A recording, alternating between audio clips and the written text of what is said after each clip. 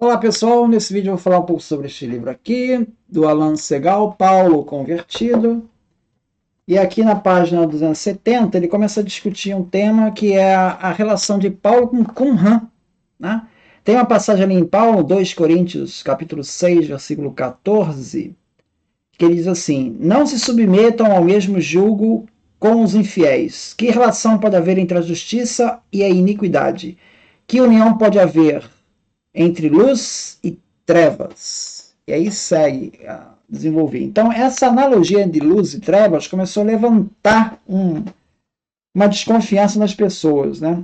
Ele diz assim: a descoberta dos escritos de Qumran lançou nova luz sobre esta passagem. Qumran também fala de luz e trevas, né? Paulo pode estar citando diretamente ou confiando no material que vem de um ambiente apocalíptico, parecido ao de Qumran. O papel que Cristo desempenha no fragmento substitui a Deus, diretamente, ou a um dos anjos principais do apocalipsismo judaico, tais como Miguel, Melquisedeque, ou o Espírito ou o anjo da verdade, ou o anjo da luz, como em Qumran. O demônio que se opõe à comunidade é chamado de Beliar. Né? Ele chama de Beliar aqui no texto. Como em Qumran.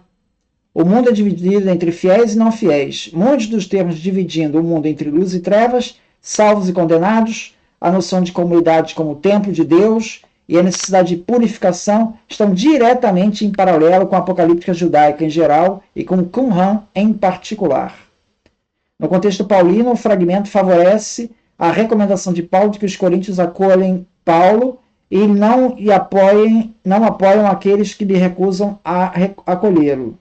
Paulo diz que não acolhê-lo é comportar-se como não fiel, para quem ele não tem nada a não ser o desprezo apocalíptico.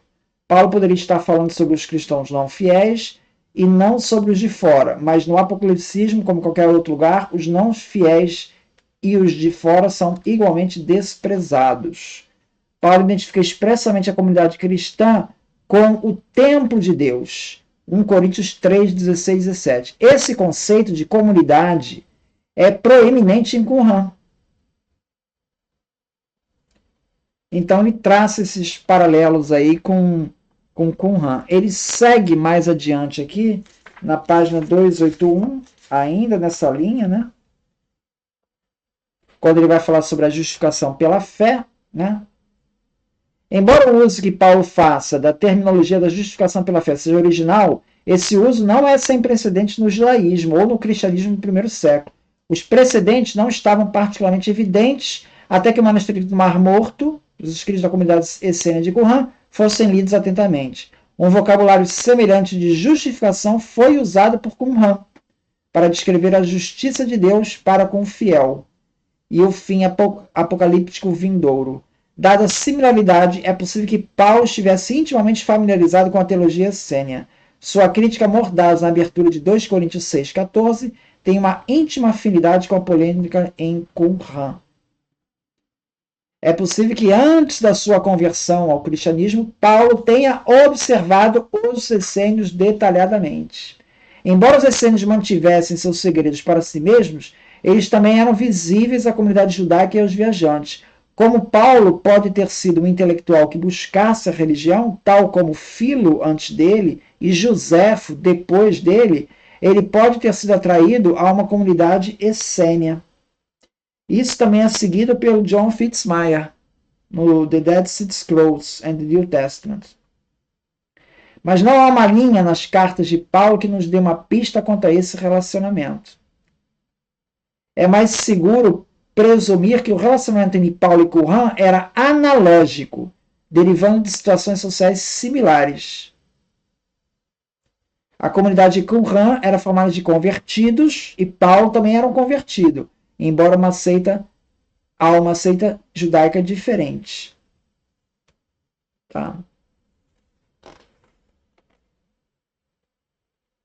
E ainda temos na página 284, que vai falar um pouco mais.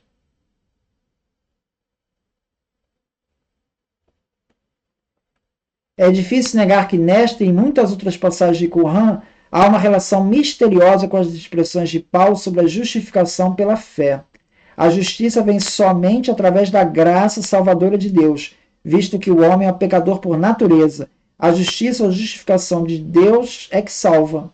A justificação de Deus não é uma justiça estrita, no sentido de vingança, pois ela inclui sua misericórdia, como ela faz por todo o judaísmo, especialmente o judaísmo rabínico.